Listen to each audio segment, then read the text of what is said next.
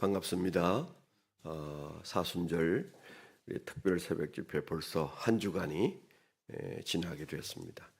시작이 반이라는데 우리는 벌써 한 주간을 3일 했지만 잘 마치게 됐어요. 아주 열심히 나오셔서 감사하고요. 좌우에 계신 분 한번 애쓰셨습니다. 한번 인사하시죠. 네, 어린이도 또 중고등학생들도 이렇게 새벽에 열심히 나와서 아마 이 설교가 별로 그렇게 이해가 잘 안 될 텐데도 열심을 내어서 너무 감사하고, 저는 그렇게 생각합니다. 제 경험에 근거해서 아무것도 모르고 엄마 손에 이끌려서 새벽기도 갔던 것이 제 신앙생활에서 가장 많이 기억돼요. 그렇게 많이 갔던 것 같지는 않은데 여튼 엄청 갔던 것처럼 기억되어지고 늘 그때 일이 생각나요. 그래서 이게 참 신앙이라는 게 몸으로 하는 거구나, 그런 생각이 들어요. 신앙은 머리로 하는 것 아닙니다. 몸으로 하는 거예요. 예배가 몸으로 하는 겁니다. 우리가 오늘날 좀 이상한 시대에 살고 있습니다. 그러나 예수님이 이 세상에 오셨을 때 예수님은 몸으로 하는 신앙을 우리에게 보여주셨어요. 그래서 새벽에 나오는 것은 내가 몸으로 신앙하는 것이다, 그런 마음을 가지고 다음 주간 또 이제 편안히 한 이틀 쉬신 다음에 그냥 내쳐 쉬면 안 됩니다. 다음 월요일 날 큰 열심을 내셔서 나오시면 이게 이제 습관이 될 수 있어요. 다 같이 묵도하심으로 예배를 시작하도록 하겠습니다.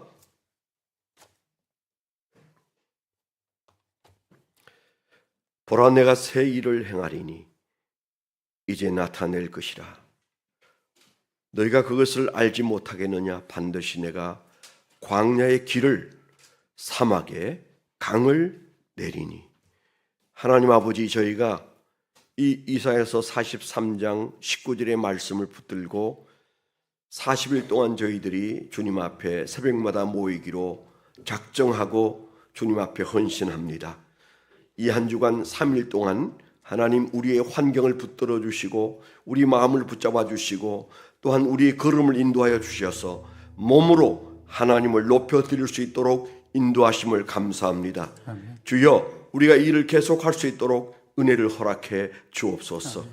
우리의 가슴이 뜨거워지게 하여 주셔서 우리가 주님과 교통할 때 사막에 강을 내시는 역사가 일어날 줄 믿습니다. 아멘. 오늘도 영광 받으시옵소서. 아멘. 예수 그리스도의 이름으로 감사하며 기도드렸습니다. 아멘. 아멘.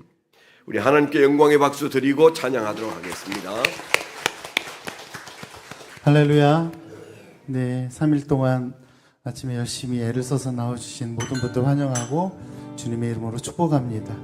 세상을 살아갈 때 우리가 생각지 않는 그런 많은 어려움들 가운데 있지만 우리가 눈물로 엎드려 기도할 때 우리가 기도하는 것보다 하나님께서 더 응답하시는 그 하나님을 기대하고 바라보며 함께 찬양하시겠습니다.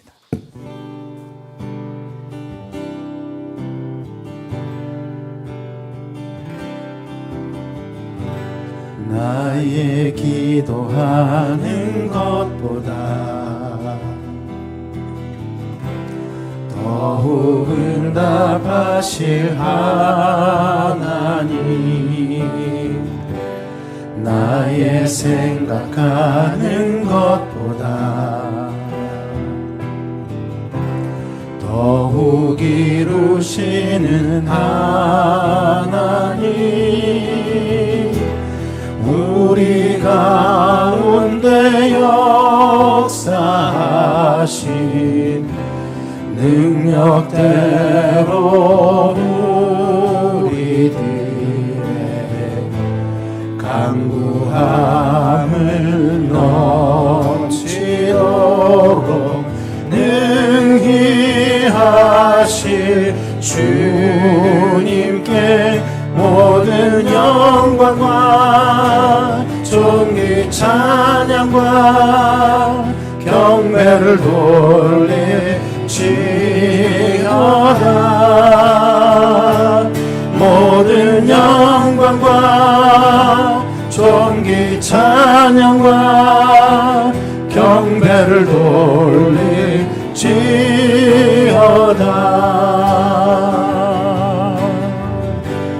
나의 기도하는 것보다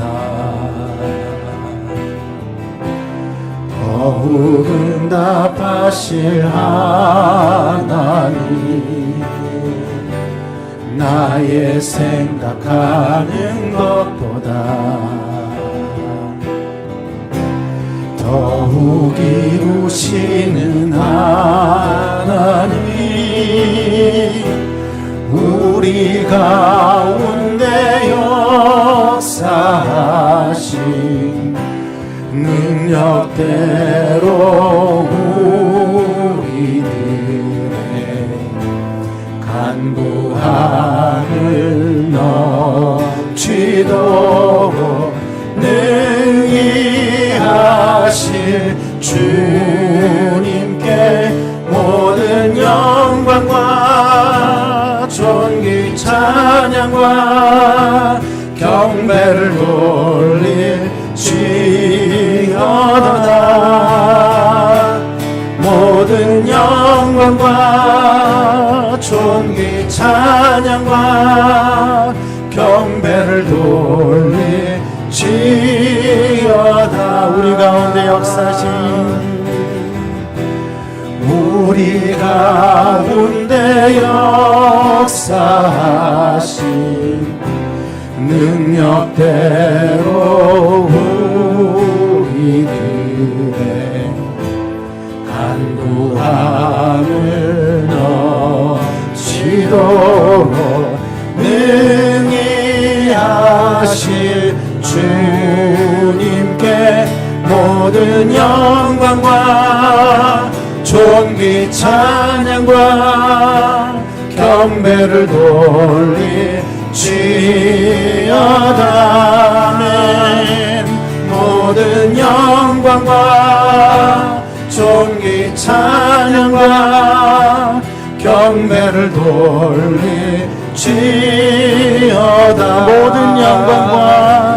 모든 영광과 존귀 찬양과 경배를 돌릴지어다. 모든 영광과 존귀 찬양과 경배를 돌릴지어다. 경배를 돌릴지어다. 경배를 돌릴지어다. 경배를 돌릴지어다.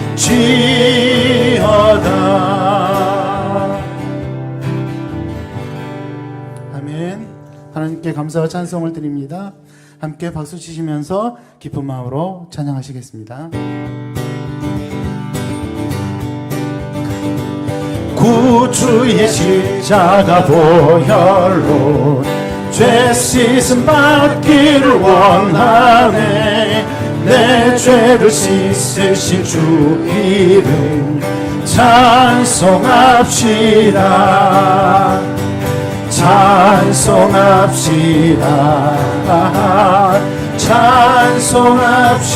찬송합시다. 내 죄를 씻으신 주 이름 찬송합시다.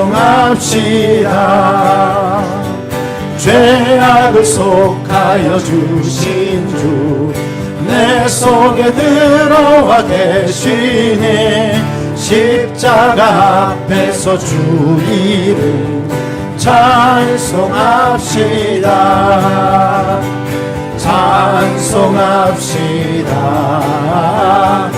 찬송합시다. 내 죄를 씻으신 주 이름 찬송합시다. 주 앞에 흐르는 생명수 날 씻어 정하게 하시네.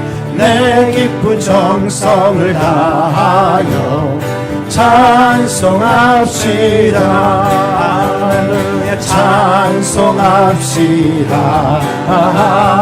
찬송합시다. 내 죄를 씻으신 주 이름 찬송합시다. 내 주께 회개한 영혼은 생명수 가운데 젖었네. 금없고 순전한 주 이름 찬송합시다. 찬송합시다. 찬송합시다. 내 죄를 씻으신 주 이름 찬송합시다. 십자가를 내가 지고 주를 따라갑니다. 이제부터 예수로만 나의 보배 삼겠네. 세상에서 부귀영화 모두 잃어버려도 주의 평안 내가 받고 영생 복을 삼겠네. 주도 고녀 당했으니 나도 고녀 당하리. 세상 사랑 한사나 예수 진실합니다. 예수 나를 사랑하사 빛난 얼굴 보이면 원수들이 미워해도 염려할 것 없겠네. 내가 핍박당할 때에 주의 품에 안기고 세상 고초 당할수록 많은 위로 받겠네. 주가 주신 기쁨 외에 기뻐할 것 무엇냐. 주가 나를 사랑하니 기뻐할 것뿐. 4절 3절 내가 핍박당할 때에 주의 품에 안기고 세상 고초 당할수록 많은 위로 받겠네. 주가 주신 기쁨 외에 기뻐할 것 무엇냐. 주가 나를 사랑하니 기뻐할 것뿐일세. 아멘. 세상에서 핍박받고 어려운 일 당할 때 하나님께서 주신 그 위로로 우리가 넉넉히 이기고 하나님의 용사로 다시 설 줄 믿습니다. 40일 목적이 이끄는 삶 특별 새벽 집회가 우리가 세상을 이기는 그런 귀한 계기가 될 줄로 믿습니다. 함께 공동체를 위해서 기도하시고 오늘도 말씀을 전하신 원로 목사님 영가의 강건함과 그 말씀이 우리의 육신과 골수를 쪼개서 정말 하나님 앞에 다시 회복되는 그런 예배자로 성도로서 용사로서 다시 회복될 수 있도록 주의 종을 위하여 주의 한번 외치시면서 함께 기도하시겠습니다. 주여 할렐루야. 주님을 감사합니다. 하나님 아버지 이 새벽 집회가 정말 내 인생을 다시 한번 돌아보며 하나님 앞에 다시 설 수 있는 그런 은혜가 있는 귀한 아버지 하나님의 새벽 집회가 될 수 있도록 주님 인도하여 주시옵소서. 말씀을 전하신 원로 목사님 영광 강건함을 더하여 주시다. 하나님 아버지 삶을 감당하게 주님을 감사로 주님께서 붙들어 주시고 입술의 권세를 허락하여 주시옵소서. 오늘도 말씀을 선포하실 때 그 말씀이 우리의 양심을 되게 하시고 우리 인생의 귀한 하나님 아버지 주님께서 주시는 메시지로 받아들여 하나님께서 바라보시는 그 말씀 가운데 우리가 서게 하여 주시옵소서. 의로우신 아버지 하나님 감사합니다. 오늘도 우리에게 말씀 허락해 주셔서 주의 말씀을 가슴에 품고 기도하게 하시고 우리의 기도가 이 새벽에 드리는 기도로 말미암아 교회가 깨어나고 세상이 깨어나고 우리의 가정이 깨어나고 우리의 자녀들이 깨어나고 우리의 심령이 깨어나는 은혜를 허락하여 주실 줄 믿습니다. 오늘도 나온 이들 중에 연약한 육체를 안고 온 이들이 주의 피 묻은 손으로 만져주심으로 깨끗게 되는 역사가 일어나게 하여 주옵소서. 예수 그리스도의 이름으로 감사하며 기도드렸습니다. 아멘. 하나님 말씀 보도록 하겠습니다. 새벽에는 그냥 편하게 페이퍼에 있는 말씀만을 보셔도 됩니다. 오늘 말씀 전도서 4장 4절과 이사야서 26장 3절입니다. 그게 큰 고딕으로 나온 말씀 같이 읽습니다. 시작. 내가 또 본즉 사람이 모든 수고와 여러 가지 교묘한 일로 인하여 이웃에게 시기를 받으니 이것도 헛되어 바람을 잡으려는 것이로다. 근데 그 말씀을 조금 더 제가 읽어보면 5절에는 우매자는 팔짱을 끼고 있으면서 자기의 몸만 축내는도다. 두 손에 가득하고 수고하며 바람을 잡는 것보다 한 손에만 가득하고 평온함이 더 나으니라. 여기까지 읽었습니다. 그 다음 이사야서 26장 3절 시작. 주께서 심지가 견고한 자를 평강의 평강으로 지키시리니 이는 그가 주를 의뢰함이니이다. 아멘.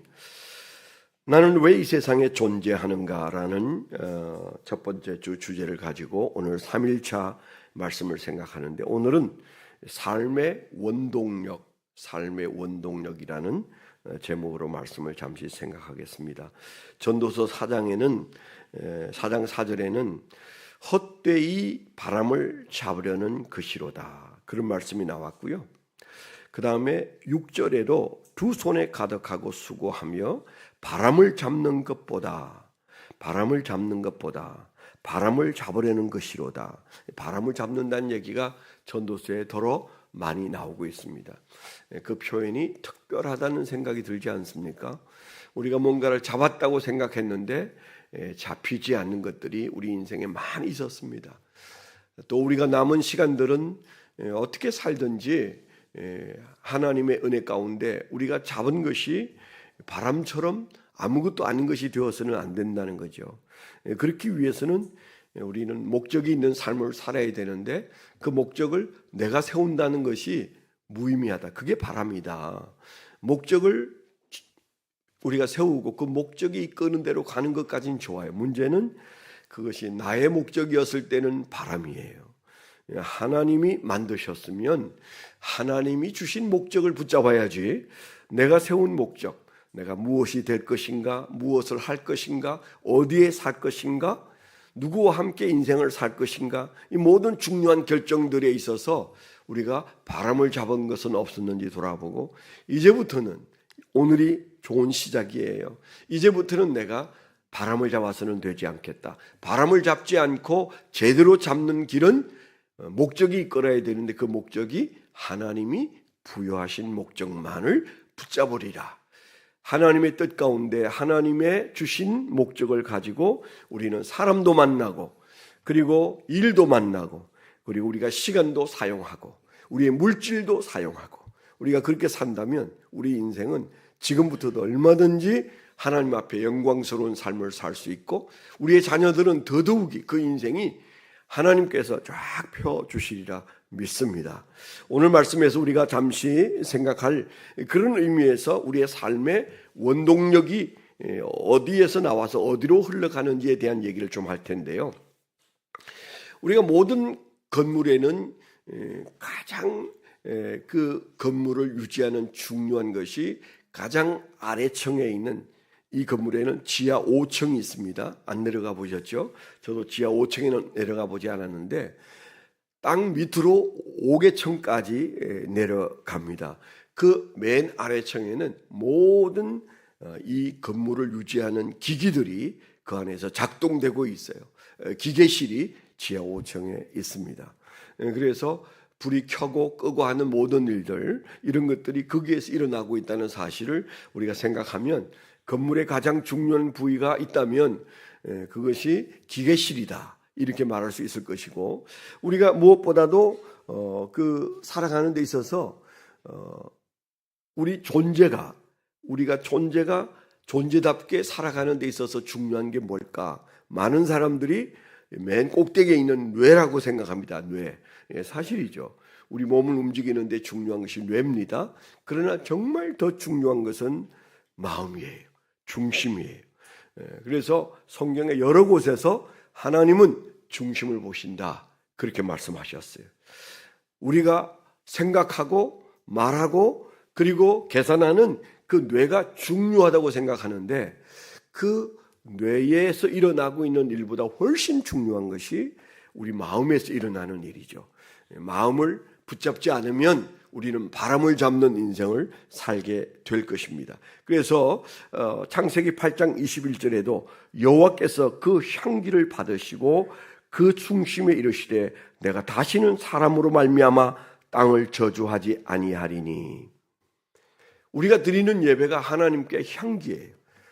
우리가 지난 3일 동안 힘쓰고 애써서 새벽에 나와서 예배 드리는 이 예배가 하나님께는 향기예요. 어마어마한 향기로 하나님께 영광을 올려드렸는데, 그런데 하나님께서 그 향기를 받으시고 뭐라고 말씀하셨어요? 그 중심에 이르시되 하나님의 마음이 말씀하시기를, 하나님의 마음이 나를 향하여 말씀하실 수 있도록 우리가 몸으로 예배를 드리는 것 중요합니다. 하나님께서 그 중심으로 말씀하시기를 다시는 내가 사람으로 말미암아 땅을 저주하지 않겠다. 그렇게 노아의 때 말씀하신 사실을 우리가 잘 기억합니다. 사무엘상 16장 7절도 우리가 너무 잘 기억하고 있습니다. 사무엘 선지자가 사울을 하나님께서 버렸다고 말씀하시고 내가 지목한 자에게 기름을 부어라, 그를 왕으로 삼겠다. 그래서 이새의 집에 갔는데 7명의 아들이 다 그 앞에 섰을 때마다 키도 크고 잘생긴 것을 보면서 그럼 그렇지, 저렇게 키도 크고 저렇게 잘생겼으면 하나님이 왕으로 삼기에 적절한 사람이다. 그래서 기름을 부으려고 하면 하나님은 아니라, 그는 내가 세운 자가 아니다. 너는 왜 자꾸 사람의 외모를 보느냐, 그렇게 책망하셨어요. 하나님의 종 사무엘, 기도의 사람 사무엘도 사람인지라 외모를 보고 판단하는 그런 실수를 7번이나 저질렀어요. 하물며 저와 여러분들이 살아가는 인생에 우리 안팎에 일어나는 수많은 일들 안에서 우리의 판단이 정말 제대로 되기가 어려워요. 그 판단의 결과로 우리가 여기에 있습니다. 또 지금의 우리의 판단의 결과로 내일 우리가 어떻게 살지 몰라요. 바른 판단을 내려야 돼요.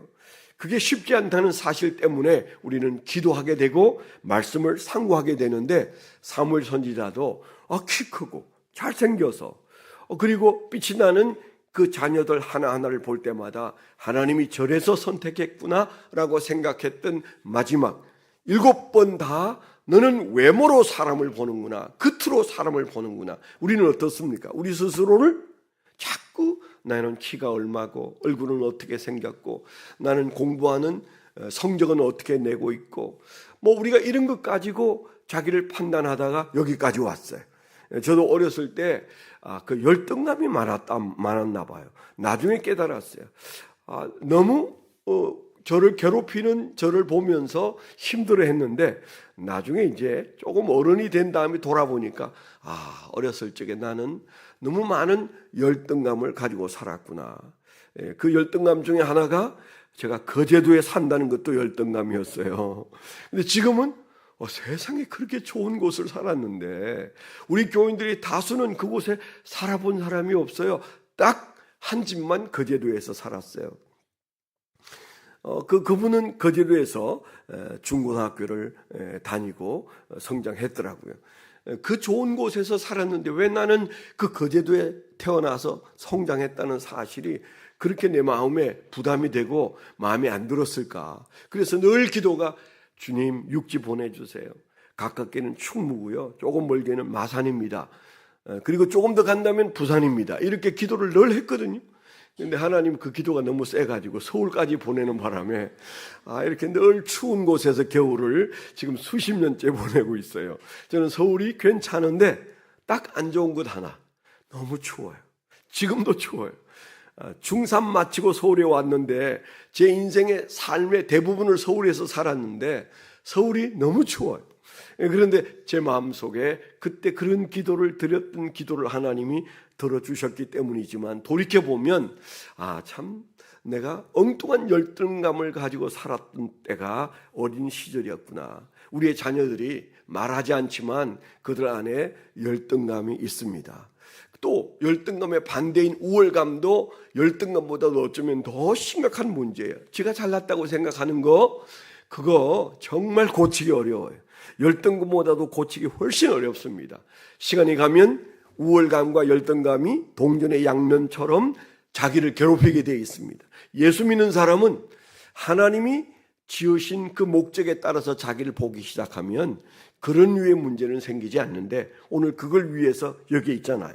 어떤 분이 저한테 사진도 보내고 그리고 설명했어요. 자녀들과 함께 이 말씀을 가지고 찬찬히 공부를 하고 있다고. 얼마나 좋은 일이에요. 제가 원하는 게 그거라고 첫날 얘기했잖아요. 여러분 이 페이퍼를 펴놓고 여러분의 언어로, 여러분이 이해한 말로 다시 같이 대화를 하시는 그런 기회가 있으면, 그 대상이 대학생이든 그리고 중고등학생이든 초등학생이든 아니면 다 성장한 자녀든 그들과 잠깐이라도 삶의 일상에서 빠져나와서 하나님의 목적이 이끄는 내 인생에 대해서 생각할 수 있는 기회가 있을 거라고, 아주 아름다운 일이라고 생각합니다. 참, 제가 여러분들이 들어오실 때 오늘은 이 파일에 끼워져 있는 것을 받으셨어요. 매일 파일에 끼워드리는 게 아니고 오늘 처음이자 마지막 끼워드립니다. 교회가 끼워드리는 게 아니고 어떤 분이 헌물했어요. 100개를 헌물했어요. 하나님의 은혜의 감동이 있어서 여기에 끼어다니면 구겨지지 않고 40개를 모을 수 있을 것 같다는 생각을 하셨나 봐요. 그래서 여러분에게 헌물해서 끼워드렸으니까 여러분들이 이거 계속 들고 오셔야 돼요. 내일도 이 비닐이 있겠지 생각하면 없습니다. 그래서 여러분 가져오시고, 저기 100개를 헌물하셨기 때문에 남은 것도 더러 한 30개 있을 겁니다. 그래서 혹시 필요하신 분은 더 가져가셔도 될 것 같습니다. 저 바깥에 보면대 위에, 필경대 위에 있습니다. 그래서 여러분들이 오늘 말씀을 우리가 생각할 때, 건물에도 기관실이 있듯이 하나님이 만든 인간에게 있어서 하나님이 가장 중요하게 여기시는 것은 중심이다, 마음이다. 그 마음이 무엇을 향하여 달려가고 있는가, 이게 아주 중요한 것이죠. 1번, 당신의 삶을 이끄는 삶의 원동력이 뭔지를 좀 생각해 보라 그랬어요. 그러니까 뭐예요? 여기 이제 목적이 이끄는, 그 앞에 있는 하나님이 부여하신 목적이 이끄는 삶, 이것과 내가 부여한 목적이 이끄는 삶은 하늘과 땅 사이입니다. 모든 사람은 목적이 있다고 제가 그런 말씀을 드렸죠. 아무리 푼수 없는 사람도 목적을 가지고 살아가요. 그런데 그 앞에 누가 세운 목적이냐에서 딱 갈라지게 되어 있어요. 우리는 이게 헷갈렸어요. 내가 세운 목적이 잘 이루어지도록 하나님 도와주세요. 저는 이런 인생의 목적을 세웠습니다. 하나님 제 목적을 이루게 해주세요. 이렇게 기도했다면 그건 비나이다예요. 그건 이방신을 섬기는 종교인들이 하는 짓입니다. 우리는 종교인이 아닙니다. 신앙인입니다. 신앙인의 가장 큰 특징은 그 목적 앞에 뭐가 있어요? 하나님의 목적. 아멘. 내가 세운 목적이 아니에요. 모든 사람은 내가 세운 목적, 우리 부모가 세운 목적을 붙들고 살아갑니다. 그런데 우리는 하나님이 세우신 목적 앞에서 그 목적이 이끄는 삶을 살아가고자 하는데, 그때 그 삶을 이끈다라는 단어가 드라이브라는 단어 아니겠습니까? 드라이브. 나를 이끌어 간다. 그래서 우리가 이 이끈다라는 말, 도대체 나를 누가, 무엇이 나를 이끌고 있는가 자세히 잠깐 들여다보면 적어도 5가지 이상의 것들이 우리를 이끌어간다. 제가 주일날 이 얘기를 지나가면서 했습니다. 첫째는 죄의식이 그를 이끌고 있는 사람이 있어요. 많은 사람들이 죄의식에 이끌려 다닙니다.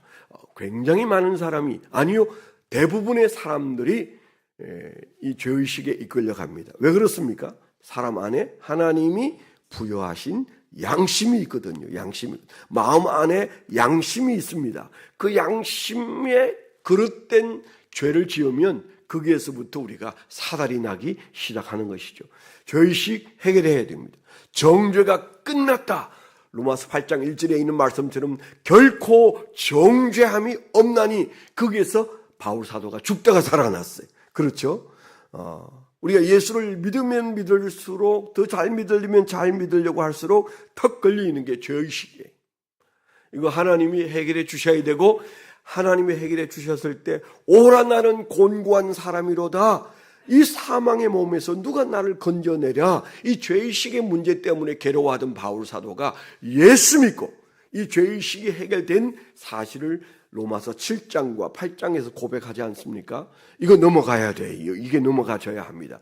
죄의식이 나를 붙들고 있지 못하도록 예수 그리스도의 피로 나의 정죄감은 이제는 물러갈지어다. 그래야 여러분 평안이 찾아오는 겁니다. 그래서 우리가 죄의식을 해결해야 돼요.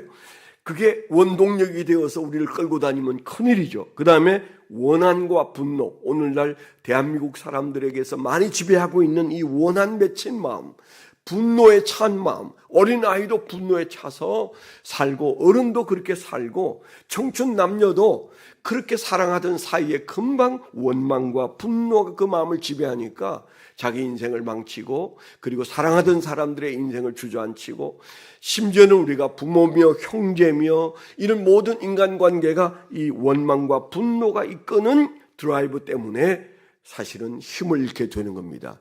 이것은 분노가 이끄는 대로 가면 망하는 거예요. 이게 썬뿌리가 된다는 사실을 꼭 기억해 주시면 좋겠습니다. 두려움도 오늘날 왜 공황 증세가 그렇게 많이 일어나고 있어요? 왜 우울증과 조울증이 그렇게 우리를 괴롭히고 있습니까? 마귀가 지배하는 세상에서 눈을 뜨고 보는 것마다 우리를 두렵게 하고 눈을 떠서 보는 것마다 우리를 걱정하게 만들고 세상이 온통 그런데 우리가 어떻게 견뎌내겠습니까? 우울증이 나쁜 것이 아니고 우울증을 일으키는 세상이 나쁜 거예요. 그래서 우리가 예수 믿는 내 이웃 중에 그런 마음의 병을 앓는 사람들을 여러분 끌어안아주고 기도해주고 그리고 그분들의 마음을 들어주고 그래서 교회가 이런 문제들을 극복하게 해야 되는데 불행하게도 한국 교회는 그런 심적인 어려움을 가지고 교회를 찾아오는 사람들에 대해서 좀 힘들어하고 무관심해하고 그렇게 하기 때문에 오히려 병이 들어서 나가는 사람도 많아요.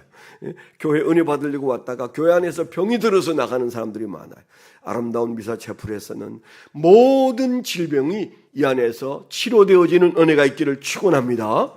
그 다음에 물질, 대단한 문제죠. 물질에 대한 관심. 오늘도 우리는 잠시 후에는 이제 정신없이 오늘 하루 여러분 물질을 쫓아서 살 수 있습니다. 물질과 분리될 수는 없어요. 물질을 떠나서 우리가 어떻게 살 수 있습니까? 그래서 우리는 고관적할 필요가 없습니다. 하나님 그 물질 때문에 내 삶이 끌려다니지 않도록 물질에서 자유를 허락해 주옵소서. 경제적 자유를 주옵소서. 주님께서 경제적 자유를 주시지 못한다면 그 물질로부터 평안한 마음을 허락해 주옵소서. 우리가 없어서 괴로운 건 아니에요. 한국 사회는 지금부터 한 40년, 50년 전에 비유하면 우리는 천국 같은 삶을 살고 있는데 여전히 천국이 아니에요. 그렇죠. 그런 단계에 있습니다. 북한에서 탈북한 분들이 다시 이북으로 가는 분도 있지만 여기서 우울증 걸려서 힘들어하는 사람도 많아요. 먹을 게 없어서 도망쳐 왔는데 먹을 것은 산처럼 쌓였는데 왜 이렇게 삶이 고달프고 힘들까? 이런 고민을 하는 분들이 굉장히 많다고 그러지 않습니까? 그렇습니다. 우리가 가지고 있는 욕구가 차오를수록 또 다른 것이 우리를 괴롭히는데 물질, 우리에게 늘 눈물 나게 하는 것인데 이것들로부터 자유해지든지 하나님께서 이것을 적절히 주시고 관리할 수 있게 해두시든지 그래서 우리가 이런 것들에 끌려다니지 않아야 된다. 그 다음 이제 젊은이들에게 있어서 가장 많이 괴롭히는 것이 인정욕구죠. 인정욕구. 대접받고 싶고 인정받고 싶은 마음, 인기를 끌고 싶은 마음, 공부를 잘해서 얼굴을 예쁘게 해서 그래서 뭔가 사람들의 그 관심을 끌 수 있는 그런 어떤 팔로워가 좀 많이 생기기를 바라는 마음, 그 마음 때문에 사실은 우리의 시간들을 허비할 수 있다는 것을 염두에 두고 이런 것들이 우리의 삶을 이끌면 안 된다. 그래서 이런 것들이 어느 날 우리를 이끌다가 우리는 그것을 따라다니다가 그것들이 나의 주인이 되는 불상사가 생긴다. 꼭 기억하십시오. 마태복음 6장 24절에 다 같이 한번 읽습니다. 시작. 한 사람이 두 주인을 섬기지 못할 것이니 혹 이를 미워하며 저를 사랑하거나 혹 이를 중히 여기며 저를 경히 여깁니다. 너희가 하나님과 재물을 겸하여 섬기지 못하느니라. 재물뿐만 아니라 그 위에 있는 5가지가 우리를 끌고 다니다가 우리 주인 노릇하도록 우리 자신을 내버려 두어서는 안 된다는 마음을 분연히 가지게 되기를 축원합니다. 목적이 이끄는 삶을 살 때 우리가 얻는 유익 5가지 한번 읽습니다. 1. 시작. 목적을 아는 것은 삶의 의미를 부여해 준다. 2. 시작. 목적을 알면 우리의 삶은 단순해진다. 3. 시작. 목적을 알면 초점을 맞춘 삶을 살게 된다. 그렇습니다. 이 초점을 맞출 시간이에요. 우리가 이 40일 특세는 우리 삶에 초점을 맞춰야 돼. 초점을 맞추면 그게 반드시 불이 나게 되어 있어요. 우리가 옛날에 지금은 안 하지만 저희가 어렸을 때는 렌저로 양지에 앉아서 종이에 불을 지를 때가 많았지 않았어요? 저도 그러다가 한번 불 내가지고 어떤 무덤을 다 태운 적이 있습니다. 염소 매기로 갔다가 고고 이렇게 했는데 아차 하는 순간에 이게 무덤으로 불이 번져갔어요. 정말 어렵대요. 도망을 가야 되는데 도망을 못 가고 그 불 끄느라고 옷을 벗어서 막 휘젓고 야단을 지기다가 하다 보니까 무덤이 오음싹 탔는데 다행히 그 옆에 있는 산으로 번지지 않아서 너무 놀랐는데요. 그 어렸을 때 해본 일, 초점을 맞추면 우리가 지금은 초점을 맞출 시간이에요. 다시 우리가 초점을 맞출 시간인데 우리가 초점을 맞추면 거기에서 성령의 불이 나게 될 줄 믿습니다. 네, 우리가 예수 그리스도에게 초점을 맞추면 우리는 틀림없이 거기에 성령의 역사하시는 역사를 보게 되리라. 40일 안에 성령님은 반드시 우리 각자에게 적어도 3가지 이상의 성령의 불을 경험하는 역사가 일어나리라. 이런 믿음을 가지고 열심을 내게 되기를 축원합니다. 그래서 초점을 맞추고 있는 거예요. 지금 우리는 성령님께 하나님께 초점을 맞추고 있습니다. 괜히 와서 고생하는 거 아니에요. 우리가 이렇게 하면 몸으로 드리는 이 예배를 통해서 우리의 신앙의 초점이 맞추어지고 내 마음이 하나님을 향하게 될 때 성령의 역사가 일어난다는 사실을 기억하고 4번째 시작. 목적을 알 때 삶의 동기가 유발되고 5번째 시작. 목적을 알므로써 영생을 준비할 수 있게까지 된다. 우리는 결국에는 하나님의 심판대 앞에 설 거거든요. 로마서 14장 10절로 12절에 보면 같이 한번 읽습니다. 오른쪽에 있습니다. 시작. 내가 어찌하여 내 형제를 비판하느냐? 어찌하여 내 형제를 업신여기느냐? 우리가 다 하나님의 심판대 앞에 서리라. 기록되었으되 주께서 이르시되 내가 살았노니 모든 무릎이 내게 꿇을 것이요 모든 혀가 하나님께 자백하리라 하였느니라. 이러므로 우리 각 사람이 자기 일을 하나님께 짓고 하리라. 아멘. 우리가 하나님께 짓고 하는 날을 앞에 두고 살아가고 있습니다. 그 날이 계산하는 날이에요. 그래서 우리가 심판대를 즐거운 마음으로 칭찬받고 상급받는 심판대를 마음속에 품고 주님이 기뻐하는 것에 초점을 맞출 시간이 된 것이죠. 우리가 이런 질문을 던져야 됩니다. 나는 지금까지 살아오면서 예수님과 어떤 관계를 맺고 살았는가? 신앙은 예수님과의 관계성이에요.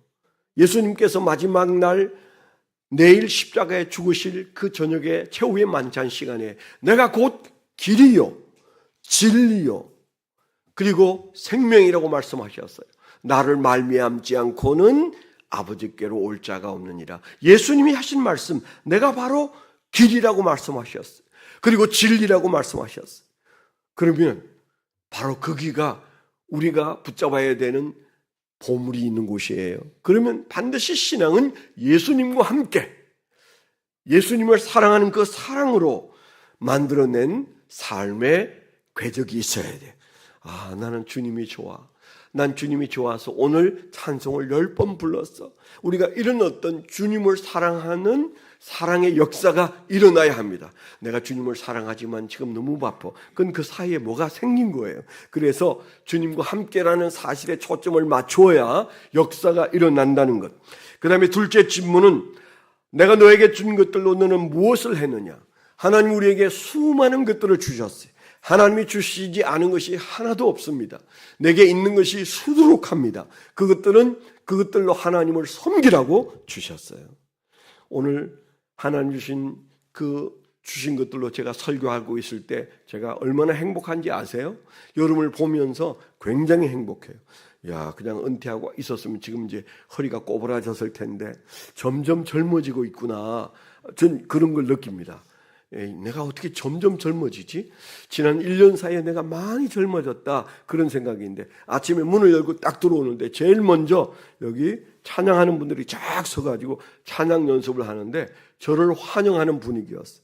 야, 저분들이 저렇게 일찍이 와서 나보다 일찍이 와서 찬양을 준비한다는 거, 야, 대단한 일이다.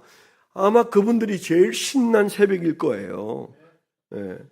찬양을 이 앞에서 여러분과 함께, 또 다른 분보다 다 여기 두 분은 화장도 하고 오셨네. 다른 분보다 입술이 더 빨가세요. 네, 네. 준비하고 왔다는 사실이 감격이고요. 하나님과 함께 하나님을 위하여 내 시간과 정열을 드린다는 측면에서 그 말할 수 없는 특별한 은혜가 있는 겁니다. 새벽에 오신 여러분들의 발걸음을 주님께서 그렇게 인도하셨고 우리는 그 은혜 속에서 오늘 이 새벽을 보내고 있는 거예요. 그래서 내가 예수와 함께하는 삶에 대해서 말해보라 있어야 되고, 내가 예수님이 주신 것들로 내가 무엇을 하고 있는지에 대해서 진술해보라 그랬을 때 말할 수 있어야 그날 그 심판대 앞에서 주님, 제가 주님과 이렇게 사랑했고요, 내가 주님과 함께 이렇게 살았습니다, 그 말을 할 수 있는 그날이 오기까지 삶의 초점을 제대로 맞추는 그런 삶이 되시기를 축원합니다. 여러분 기도하실 때 좀 기도해 주시기를 부탁합니다. 우리 조한나 집사님 지난 화요일 날 정밀 검사를 했고, 그리고 화요일인가 수요일 날, 그리고 다음 화요일 날 이제 결과를 듣게 되는데, 여러분 의사가 어떤 진단을 하든 어떤 검사를 했건 우리 교회는 이 40일 동안 여종을 두려움에서 건져내는 귀한 사명을 부여받았어요. 때라 파워가 일어나야 합니다. 꼭 여러분 새벽마다 기도해 주시기를 부탁을 드립니다. 또 조항진 집사님, 같은 조씨지만 남매 아닙니다. 네, 조항진 집사님 어제 저녁 6시에 한국에 도착했고 이제 장례가 내일 모레까지 진행이 되는데 어제 오전에 저희 가서 첫 위로 예배를 드렸습니다. 그리고 오늘 저녁 8시에 아산병원 3층에서 조항진 집사님의 그 가정 위로 예배를 저희가 한 차례 드리려고 합니다. 시간이 안 되시는 분들은 개인적으로 가시더라도 시간이 허락되면 본교에서는 아마 예배를 안 드린 것 같은데, 여튼 저희가 오늘 저녁 8시에 예배를 드리도록 그렇게 계획이 되어 있습니다. 오실 수 있는 분들은 오셔서 함께 해주시고, 항상 이제 교회가 초상을 치를 때 좀 마음을 같이 하는데 어려운 부분이 하나 있는데, 그게 뭔가 하면 이게 사실 부조가 많이 나와요. 저도 은퇴하고도 부조가 얼마 안팎으로 많이 나가는지 부담은 되더라고요. 그런데 여러분 부조 안 하셔도 됩니다. 여러분 가셔서 마음으로 함께 하는 것이 정말 중요합니다. 어제 같이 갔는데 제가 부조함에 내는데 김성진 목사님도 따라 내더라고요. 그래서 내가 불러서 살짝 안 내도 돼. 교회가 다 하는데 뭘 부사역자가 몇 푼 받는다고 그걸 부조를 내냐. 앞으로 내지 마요. 제가 이제 그랬거든요. 여러분 들으면 좀 이상한 말일지 몰라도 그것 때문에 여러분들이 발걸음이 어려워지는 것 제가 다 인정합니다. 그러니까 여러분 할 수 있는 대로 하시고, 또 이미 받은 게 있으면 꼭 하셔야 됩니다. 받은 게 있는데 안 하면 욕 먹습니다. 그러나 받은 게 없을 때는 하지 마세요. 그럼 그도 안 할 겁니다. 그래서 다 그게 적잖아요. 자, 그래서 좀 우리가 마음을 뜨겁게 하는 것이 초상집입니다. 뭐 우리 교회 지금 나오지는 않지만 옛날에 수십 년 동안 같이 했잖아요. 지금은 그분들이 지구촌 교회를 다니고 있다고 제가 들었는데, 그럴지라도 예수 믿는 인간들은 반드시 의리가 있어야 돼요. 의리가 있어야 돼요. 세상 의리만큼도 없으면 안 된다 생각하시고 열심을 내주시길 바랍니다. 제가 이제 기도하고 주여 삼창하고 여러분 기도하시다가 돌아가시도록 하겠습니다. 하나님 아버지 감사합니다. 오늘 장례 중에 있는 가정을 주님 위로하여 주옵시고, 또 건강검진을 해놓고 그 결과를 기다리는 사랑하는 여종을 주님 위로해 주시고, 염려는 주여 예수 그리스도의 명령대로 버리게 하시고 주님을 신뢰하고 의지하는 믿음으로 나아갈 때 우리에게 하나님께서 놀라운 은혜의 선물로 좋은 소식을 허락해 주실 줄 믿습니다. 주여, 우리가 이제 주님께 초점을 맞출 시간인데 주여, 저희가 이 40일 동안 하나님 앞에 나와 초점을 맞출 때 우리 인생에 하나님의 놀라운 기적들이 적어도 3가지 이상 일어날 수 있도록 성령이여 부족한 종의 기도를 들으시고 응답하여 주시옵소서. 오늘도 은혜 속에 살 수 있도록 우리에게 세임 주시고 우리가 잠시 기도하는 기도도 들으시고 응답하여 주시옵소서. 이제는 우리 주 예수 그리스도의 은혜와 아버지 하나님의 극진하신 사랑과 성령님의 내주 동행하시며 감화 감동하심이 오늘도 찬송을 인도하고 그리고 힘겹게 열심으로 나온 사랑하는 어린아이로부터 장년에 이르기까지 모든 성도들에게 지금부터 영원토록 함께하여 주옵시기를 간절히 축원하옵나이다. 아멘. 주여 삼창하겠습니다. 주여, 주여, 주여. 내 아버지 하나님, 은혜로 저희를 불러주신 하나님의 부르심을 진실로 감사합니다. 아버지 하나님, 우리를 부르신 하나님의 뜻에 우리의 뜻을 맞추겠습니다. 하나님, 우리의 삶의